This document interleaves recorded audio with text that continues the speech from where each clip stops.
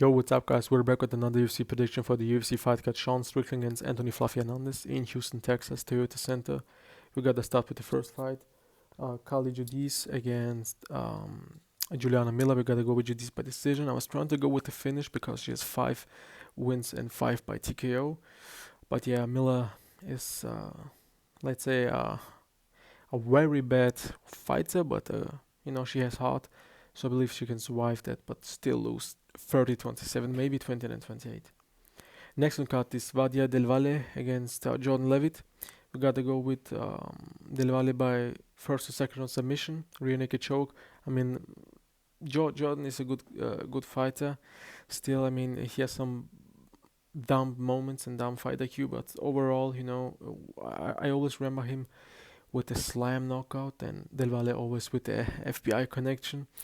But still, yeah, Valle by first and second round submission. He is that good. I mean, Isak probably, we still don't know it, sold the fight, but without even solding the fight, I believe Del Valle is the real deal. Next knockout is Ramiz Brahimaj against Punahele Soriano. We gotta go with Soriano by third round knockout. TKO, Ramiz will grapple first and second round good, but takedown defense and also the grappling from Punahele increased in the last fights. He's normally a striker, but he can grapple right now. So the first round will be who has the gas tank. I mean, Soriano doesn't have a good gas tank, but I believe Ramiz will slow down too, and Soriano will catch him. Next on the card is Nora Cornolle against Joselyne Edwards. We gotta go with Edwards by decision. I mean, it should be clear. She's the classical, I win a decision against you, and that's it. 16 wins for a women's fighter. That's a lot. And also her reach and her height shall make the difference. Yeah, Alden Coria against Luis Gurule. I believe a brutal knockout from Coria. Gurule, I don't know, man. He looks tough, but he doesn't have a chin at all. So Alden Coria by second round knockout. Osbourne against Alibi Idiris.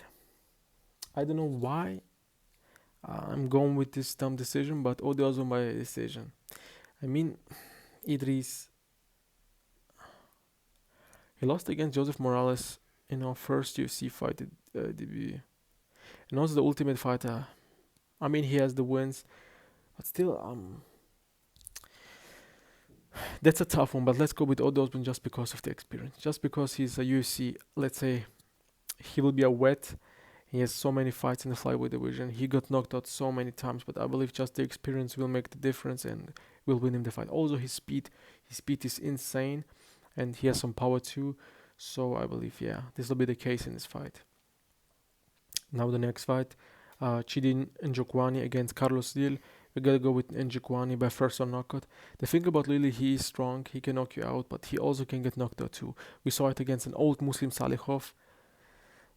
One good hit and it was the difference. And if Njokuani can hit that too, he can knock him out. Now opening the main card, Zach Reese against Michel Pereira. We gotta go with Zach Reese by first round knockout. The thing about this is Pereira is phenomenal in the first minute. After the first minute, everything goes down. If it's a high-paced fight, and it will be high-paced fight because we know Zach Reese also wants to finish. One of them two will get finished in the first round, but I believe Zach Reese will knock out Michel Pereira. Jacob Smith against Josiah Harrell. Probably the biggest fight on the card because both are 11-0. I don't know whether Dana White, Mick Maynard, whoever did the fight. Probably Mick. It shouldn't even be Sean.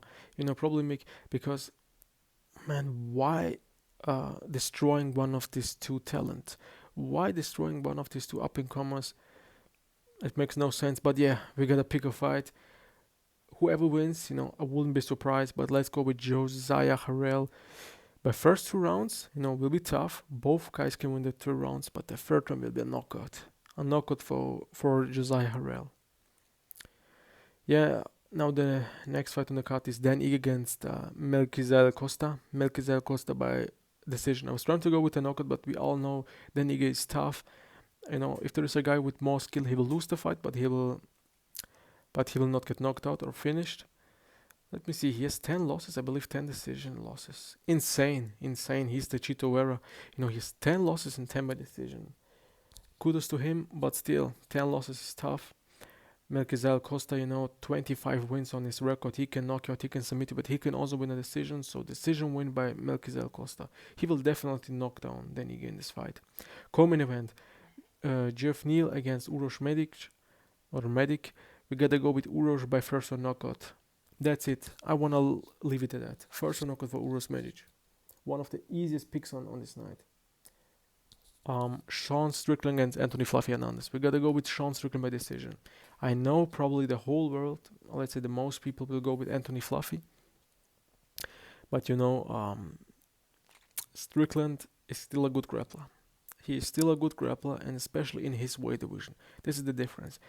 If you're the same weight or below, he can definitely survive that unless you're a guy like Chimaev or maybe Islam. But still, I don't think Anthony's grappling will be too much for him. He can take him down and he can hold him on the ground. But will it be enough for 25 minutes? I don't think so. I believe, Sean Strickland will cut his eye, will cut his nose, will make some good damage, some bruises, some blood will come from Fluffy, and this will be enough for the judges to call it, damage.